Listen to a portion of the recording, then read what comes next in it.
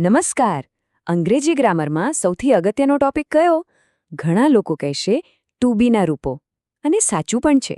Doctor દીપક પી ચૌધરીની સામગ્રી પર આધારિત આ સમજૂતીમાં આપણે એ જ શીખીશું કે કેવી રીતે કોઈપણ ક્રિયા વગર માત્ર કોઈની સ્થિતિ કે હવા વિશે વાત કરી શકાય. તો ચાલો શરૂ કરીએ. શું તમને ખબર છે કે અંગ્રેજીના દરેક વાક્યમાં કોઈ એક્શન એટલે કે ક્રિયા હોવી જરૂરી જ નથી? આપણને મોટાભાગે સ્કૂલમાં શીખવવામાં આવે છે કે વાક્ય એટલે કર્તા, ક્રિયાપદ અને કર્મ. પણ આજે આપણે એવા વાક્યો જોઈશું જેમાં કોઈ કામ નથી થતું, ફક્ત હોવાની વાત છે. હવે જરા આ સ્લાઇડ જુઓ. અહીંયા જ બધો ખેલ છે. ડાબી બાજુનું વાક્ય છે ઇટ ઇઝ અ સ્કૂલ, એટલે કે તે શાળા છે. અહીં કોઈ કામ નથી, બસ એક ઓળખ છે, એક સ્થિતિ છે. જ્યારે જમણી બાજુ છે હી પ્લેઝ ક્રિકેટ, તે ક્રિકેટ રમે છે. અહીં રમવાની ક્રિયા એકદમ સ્પષ્ટ છે. આજે આપણું આખું ફોકસ ડાબી બાજુ જેવા વાક્યો પર જ રહેશે. તો ચાલો આપણે સમયની આ સફરની શરૂઆત કરીએ અને સૌથી પહેલાં વાત કરીએ આજની એટલે કે વર્તમાનકાળની. વર્તમાનકાળમાં ટુ બીના મુખ્ય 3 મિત્રો છે, એમ, ઇઝ અને આર. અને નિયમ બહુ જ સીધો સાધો છે. આઈ સાથે તો હંમેશા એમ જ આવે. હી, શી, ઇટ કે પછી કોઈ પણ એકવચન નામ હોય તો એની સાથે ઇઝ આવે. અને વી, યુ, ધે જેવા બહુવચનકર્તા સાથે આર આવે. ટૂંકમાં યાદ શું રાખવાનું? એકવચન તો ઇઝ અને બહુવચન તો આર. બસ. ચાલો આને ઉદાહરણથી સમજીએ. પહેલું વાક્ય ઇટ ઇઝ અ સ્કૂલ. અહીં ઇટ એકવચન છે એટલે આવ્યું ઇઝ. બીજું શી ઇઝ હેપી. શી પણ એકવચન છે એટલે ફરીથી ઇઝ. અને ત્રીજું છે વી આર સ્ટુડન્ટ્સ. વી એટલે અમે, જે બહુવચન છે એટલે એની સાથે આવ્યું આ. છે ને એકદમ સહેલું. ચાલો હવે વર્તમાનમાંથી થોડું સમય પાછળ જઈએ. વાત કરીએ ભૂતકાળની એટલે કે ગઈકાલની. જોઈએ કે નિયમોમાં શું ફેરફાર થાય છે. અરે ભૂતકાળ તો વર્તમાન કરતાં પણ સહેલો છે. જ્યાં આપણે વર્તમાનમાં એમ અને ઇઝ વાપરતા હતા એ બંનેનું ભૂતકાળમાં થઈ જાય છે વોઝ. અને જ્યાં આર વાપરતા હતા એનું થઈ જાય છે વર. મતલબ કે એકવચન માટે વોઝ અને બહુવચન માટે વર. બસ આટલું જ. ઉદાહરણોથી આ વાત એકદમ સાફ થઈ જશે. ઇટ વોઝ અ સ્કૂલ મતલબ કે તે શાળા હતી, કદાચ હવે નથી. Gandhiji was a great leader. Gandhiji એક મહાન નેતા હતા.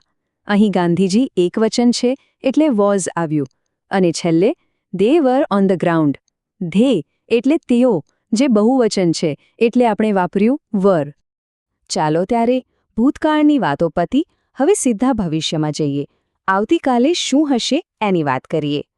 ભવિષ્યકાળનો નિયમ તો સૌથી સહેલો છે. અહીં એકવચન કે બહુવચનની કોઈ માથાકૂટ જ નથી. કોઈ પણ કરતા હોય બધાની સાથે બસ વિલ બી લગાવી દેવાનું. વાક્યની રચના એકદમ સિમ્પલ છે. કર્તા પ્લસ વિલ બી પ્લસ બાકીના શબ્દો. જુઓ ઉદાહરણો. It will be a school મતલબ તે શાળા બનશે. I will be a doctor. હું ડૉક્ટર બનીશ. અને it will be a holiday. તે રજાનો દિવસ હશે. તમે જોયું? કર્તા આઈ હોય કે ઇટ હોય, બધા સાથે ફક્ત વિલ બી જ આવે છે. અત્યાર સુધી આપણે જે કંઈ પણ શીખ્યા ને એનો અસલી જાદુ હવે પછીની સ્લાઇડમાં દેખાશે. કેવી રીતે ખાલી શબ્દ બદલવાથી આપણે સમયમાં આમથી તેમ મુસાફરી કરી શકીએ છીએ.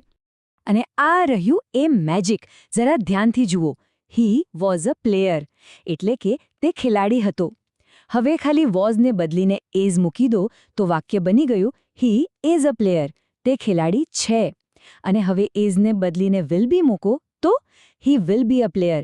તે ખેલાડી બનશે. જોયું? કરતા હી અને કર્મ પ્લેયર તો એના એ જ રહ્યા. ફક્ત ટુ બીનું રૂપ બદલ્યું અને આખું વાક્ય ભૂતકાળ, વર્તમાન અને ભવિષ્યમાં ફરી વળ્યું. આ જ તો પાવર છે ટુ બીનો. સારું, અત્યાર સુધી આપણે ઘણું શીખ્યા. તો ચાલો બધું એકવાર ફટાફટ રિવાઇઝ કરી લઈએ, જેથી આ કન્સેપ્ટ મગજમાં એકદમ ફિટ થઈ જાય અને કોઈ ભૂલ ના થાય. આ ટેબલ છે ને એ આપણા ગોલ્ડન રૂલ્સનું એકદમ ટૂંકમાં સાર છે. જુઓ, વર્તમાનમાં એકવચન માટે ઇઝ, બહુવચન માટે આર. ભૂતકાળમાં એકવચન માટે વોઝ, બહુવચન માટે વર. અને ભવિષ્યકાળ તો સૌથી સહેલો. એકવચન હોય કે બહુવચન, બધા માટે ફક્ત વિલ બી. બસ આ એક ચાર્ટ બધું યાદ રાખવા માટે કાફી છે.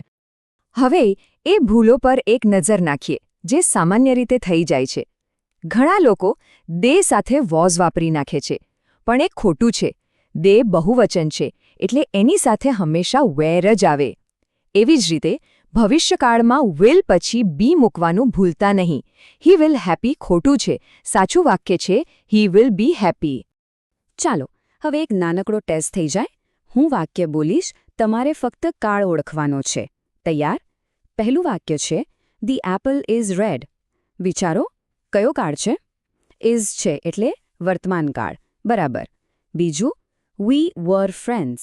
વર આવ્યું એટલે ભૂતકાળ, સાચું ને? ત્રીજું she will be a teacher. Will be મતલબ ભવિષ્યકાળ. અને છેલ્લું આઈ એમ અ સ્ટુડન્ટ. એમ એટલે ફરીથી વર્તમાનકાળ. સરસ. ઓકે, હવે રાઉન્ડ 2. આ વખતે કાળ બદલવાનો છે. પહેલું હી ઇઝ અ ડોક્ટર. આને ભૂતકાળમાં ફેરવો જોઈએ. ઇઝનું ભૂતકાળ થાય વોઝ એટલે વાક્ય બનશે હી વોઝ અ ડોક્ટર, બરાબર. બીજું દે વર હેપી. આને વર્તમાનમાં લાવો. વરનું વર્તમાન શું થાય? આર. તો જવાબ છે ધે આર હેપી. અને છેલ્લું it is a big tree. આનું ભવિષ્યકાળ? એકદમ સહેલું, it will be a big tree. ખૂબ સરસ. ખૂબ સરસ. હવે અંગ્રેજીના પાયાના ટુ બી વાક્યો બનાવવાનો આત્મવિશ્વાસ ચોક્કસ આવી ગયો હશે. આ જ્ઞાનને બીજા મિત્રો સાથે પણ શેર કરી શકાય, કારણ કે કહેવાય છે ને, to learn is two grow. શીખવું એ જ વિકાસ છે. પણ જતા પહેલા એક સવાલ મૂકીને જાઉં છું. શું આ જ નિયમો પ્રશ્નાર્થ અને નકાર વાક્યોમાં પણ આમ જ કામ કરશે? એના વિશે આપણે ફરી ક્યારેક વાત કરીશું.